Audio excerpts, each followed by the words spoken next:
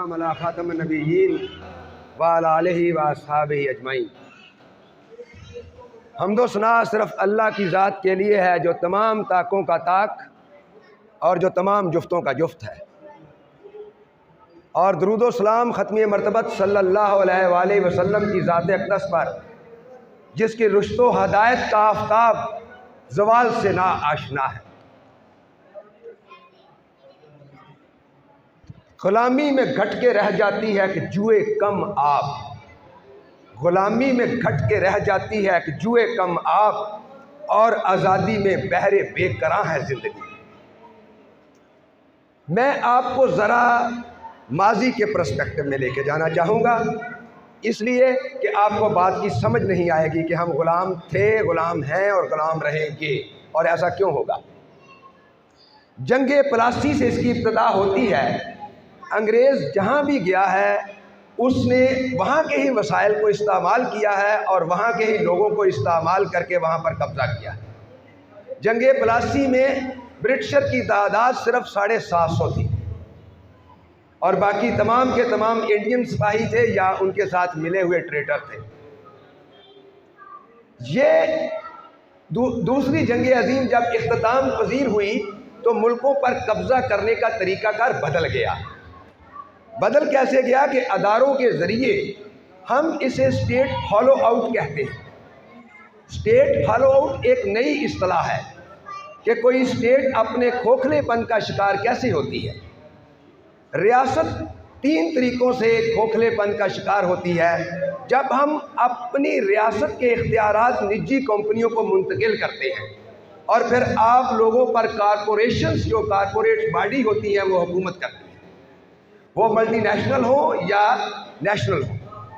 دوسرا hauling out ہوتی ہے اپورڈ ہالنگ آؤٹ، جس میں ہم عالمی اداروں کے سامنے اپنے اختیارات چھوڑتے چلے جاتے ہیں، جیسے جس کا ابھی آپ مظاہرہ دیکھ رہے ہیں کہ وہ بہت سی شرائط لے کر آ جاتے ہیں ہمارے ملک کے اندر، اور اس شرائط کے تحت ہم اپنے اختیارات سے دستبردار ہوتے چلے جاتے ہیں۔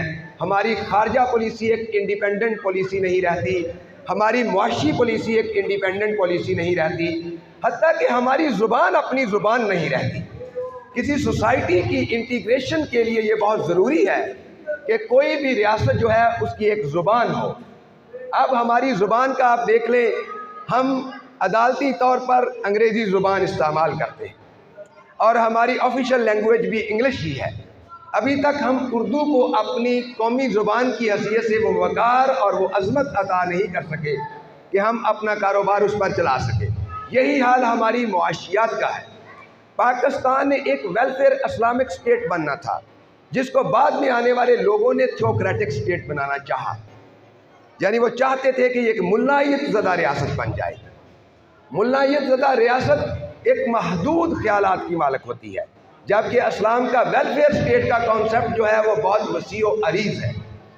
اس کے اندر کیا ہے کہ آپ نے تحقیق کی طرف بڑھنا تھا، آپ نے ٹیکنالوجی کی طرف بڑھنا تھا، آپ نے اپنے آزادانہ فیصلوں کی طرف بڑھنا تھا، جو کہ ناممکن ہے، جو ابھی تک ممکن نہیں ہو سکا۔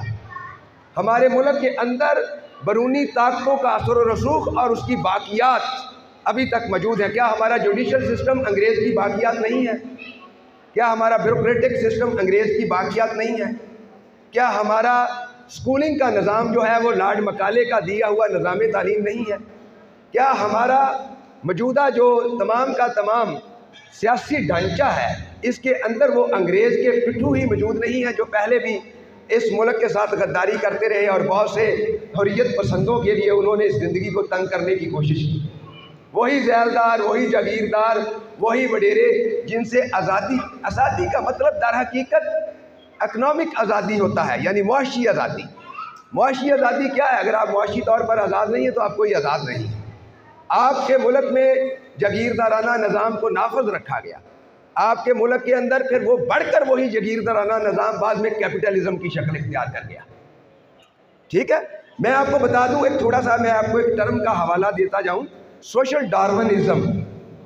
یہ ہربرٹ اسپانسر نے اس کا تصور دیا تھا، بیسیکلی یہ کلونیل دور کے لوگوں کے لیے دیا گیا تھا کہ وہی معاشرہ دنیا میں فٹسٹ ہے سروائیول کے لیے جو دوسروں کے حقوق کو پکڑ لیتا ہے، دوسروں کے حقوق پر قبضہ کرتا ہے. جیسے ڈارون نے کہا تھا کہ وہی سپیشیز دنیا میں سروائیو کر سکتی ہے جو سپیشیز جو ہے وہ دوسروں کے مقابلے میں زیادہ جاندار اور دوسروں کے جو وسائل ہیں ان کو کھانے کی صلاحیت رکھتی ہے. اور یہی بات بعد میں کلونیلزم کا سبب بنی کہ انہوں نے دوسرے ملک کی ریاستوں پر وسائل پر قبضہ کرنا شروع کر دیا، اور پاکستان اور انڈیا میں بھی ایسے ہی ہوا. در حقیقت میں اگر کہوں تو یہ ایک انڈیپینڈنس تھی، لیکن یہ صرف ایک جغرافیائی انڈیپینڈنس تھی. اس انڈیپینڈنس میں کہیں کوئی معاشی طور پر ہم انڈیپینڈنٹ نہیں ہو سکے، یہاں پر ہم ثقافتی طور پر انڈیپینڈنٹ نہیں ہو سکے، یہاں پر ہم معاشی طور پر اور معاشرتی طور پر انڈیپینڈنٹ نہیں ہو سکے، جس کا نتیجہ آج یہ ہے کہ ہم تحقیق سے اتنے دور ہو گئے. تحقیق بنیاد فراہم کرتی ہے کس چیز کی؟ آپ کو آگے بڑھنے کی، آپ کو نئی نئی جہت پر سوچنے کی. یعنی آپ کی سوچوں کو سنب کر دیا گیا، آپ کی سوچوں کو دبا دیا گیا، اور جس کا نتیجہ یہ نکلا کہ چند لوگ اس ملک کے وسائل پر قابض ہو گئے. اگر میں کہوں کہ اس ملک کے وسائل کے 98% حصے پر صرف 2% لوگ قابض ہیں اور باقی لوگ جو کیڑے مکوڑوں کی طرح زندگی گزار رہے ہیں، تو یہ آزادی نہیں ہوگی، یہ صرف چینج آف رولرز ہوگی. بھائی یہ صرف آپ کے آقا تبدیل ہوئے ہیں، آپ کی آقاؤں کی باقیات ابھی ادھر باقی ہیں، جو آپ کو کلمے کے نام پر حاصل ہونے والے ملک میں کبھی اسلام نافذ نہیں کرنے دے گی. اگر پاکستان ایک بیٹا ہے تو ظاہری طور پر اسلام اس کی ماں ہے جس کی کوکھ سے اس نے جنم لیا، اور اگر آپ اس کی ماں کو ہی بیٹے کے گھر میں گھسنے نہیں دیں گے تو نتیجہ پھر آپ کے سامنے ہے کہ آپ کی انٹرنیشنل لیول پر کوئی وقار نہیں ہوگا، کوئی عزت نہیں ہوگی. ہم بے نظریہ، بے ربط اور بے ذمت ہو جائیں گے، اور ایسی قوموں کا کوئی وقار نہیں ہوتا انٹرنیشنل لیول پر، نہ ہی وہ بین الاقوامی طور پر زندہ رہنے کے لیے قابل ہوتی ہیں. یہ جو آزادی ہوتی ہے یہ کوئی سیب کا درخت نہیں ہے کہ آپ اس کو ہلائیں گے اور آپ کی جھولی میں آگے گر جائے گا. اس کے لیے قربانیاں دینی پڑتی ہیں، تحقیق کرنی پڑتی ہے، لوگوں کو جاگنا پڑتا ہے. جاگنے کا مطلب کیا؟ آپ علم حاصل کریں نا بھائی، آپ ٹیکنالوجی حاصل کریں. بعض اوقات ہم جوش جذبات میں کہہ دیتے ہیں کہ حرمت رسول کا تحفظ ہونا چاہیے، لیکن اس کا طریقہ کار کیا ہے؟ اس کا طریقہ کار صرف ایک ہی ہے کہ آپ کے پاس ٹیکنالوجی ہو، ورنہ نہیں. دنیا میں وہ حکومتیں دنیا پر حکومت کر رہی ہیں جو دھات سازی میں آگے تھیں، دنیا میں وہ حکومتیں کر رہی ہیں انہوں نے بات کی، بہت خوبصورت بات تھی کہ جنہوں نے اپنے لوگوں کو لبرٹی دی، سوچنے کی لبرٹی، تحقیق کی لبرٹی، تشکیق کی لبرٹی، کہ ہم اپنے مروجہ عقائد پر کم از کم شک کا اظہار کر سکیں تاکہ سوال پیدا ہو، اور وہ سوال نئی جہتوں کو جنم دے گا، نئے تحقیق کو جنم دے گا، نئے راستوں کو کھولے گا. ہم ایسا کرنے میں ناکام رہے. یہاں تو سلسبیل بہنی تھی یار، یہاں تو کوثر کی نہریں بہنی تھی، لیکن آپ ایسا نہ کر سکے. سلسبیل کیا ہے؟ قرآن میں آپ کو اس بات کا تذکرہ ہے نا، اور بھئی یہ اوپر سے نیچے کی طرف وسائل کی فراہمی کا نام ہے. کوثر کیا ہے؟ کوثر سے مراد یہ ہے کہ ہر آدمی اتنی اپرچونٹیز رکھتا ہو کہ مادی وسائل کی کمی اس کے راستے میں رکاوٹ نہ بن جائے. ایسا ہرگز نہ ہو کہ اس کی ذہنی صلاحیتیں جو ہیں وہ وسائل کی کمی کی وجہ سے رک جائیں، اور وہ سیلف ایکچولائزیشن کی وہ منزل جسے اقبال خود ہی کہتے ہیں وہ حاصل نہ کر سکے. کب کن ہوا تیرا نشر تحقیق کہ تجھ سے نہیں ہوتے ستاروں کے جگر چاک. اور میں اقبال کے آخری شعر پر اس بات کو ختم کر دوں گا. عالم ہے فقط مومن جانباز کی میراث، عالم ہے فقط مومن جانباز کی میراث، مومن نہیں ہے جو صاحب لولاک نہیں ہے. آپ تو ابھی ایک اپنا ملک سیدھا نہیں کر سکے، صاحب لولاک آپ نے کدھر بننا ہے؟ صاحب لولاک بننے کے لیے آپ کو حضور کی لیڈرشپ کو دیکھنا ہوگا. نبوت سے زیادہ آپ کی لیڈرشپ کی سٹڈی کی ضرورت ہے. خدا را حضور کی ذات کو مذہب میں قید مت کیجیے. میں آپ سے التماس کرتا ہوں کہ آپ کی ذات کو مذہب میں قید مت کیجیے. آپ ایک بہت بڑے پرسیپشن لیڈر، آپ ایک بہت بڑے پبلک لیڈر، آپ ایک بہت بڑے پبلک مینیجر، آپ ایک بہت بڑے پرفارمنس مینیجر تھے. آپ نے ان تمام باتوں کو کھو دیا اور بات کو نبوت تک محدود کر دیا. نبوت کا لفظ تو نبا سے نکلا ہے. نبا کسے کہتے ہیں؟ خبر دینے والے. آپ محض خبر دینے والے نہ تھے. اس سے پہلے 1,24,000 مگر خبر دینے کے لیے آئے ہیں.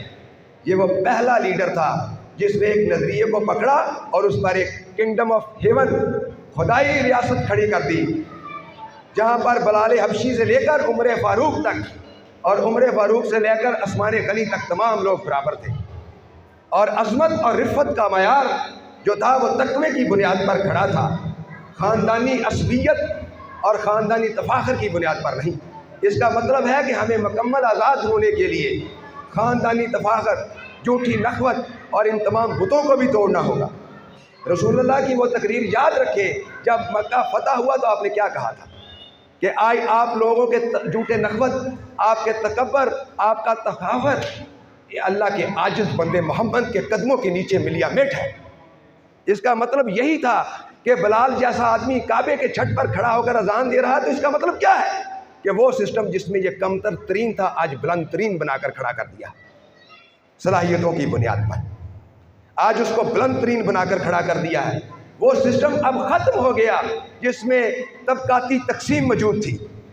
طبقاتی تقسیم ہمیشہ سرمایہ دارانہ نظام جنم دیتا ہے، اور جن سوسائٹیوں میں سرمایہ دارانہ نظام ہوتا ہے وہاں پر باصلاحیت لوگوں کے پاس وسائل کی اتنی کمی ہوتی ہے کہ وہ لوگ کبھی بھی آگے نہیں بڑھ سکتے، اور ہم اپنا ٹیلنٹ ضائع کرتے چلے جاتے ہیں، اور نتیجہ یہ ہوتا ہے کہ ہم اجتماعی طور پر غلام ہو جاتے ہیں۔ ہماری کوئی ثقافت نہیں رہتی، ہمارا کوئی کلچر نہیں رہتا، ہمارا کوئی سماجیات نہیں رہتی، ہماری کوئی اخلاقیات نہیں رہتی۔ اخلاقیات کا تعین بھی ہمارے بیرونی آقا تعین کرتے ہیں اس بات کا۔ میں سمجھتا ہوں کہ آپ میری بات کو سمجھ گئے ہوں گے کہ میں کیا کہنا چاہ رہا ہوں۔ اللہ تعالیٰ کی ذات آپ کو عمل کرنے کی توفیق عطا فرمائے، اور آپ کو اس بات کی بھی توفیق عطا فرمائے کہ آپ رسول اللہ صلی اللہ علیہ وآلہ وسلم کی ذات کا ایسے ہی مطالعہ کریں جیسے کرنے کی ضرورت ہے کہ آپ کیوں اس دنیا میں تشریف لے کے آئے تھے۔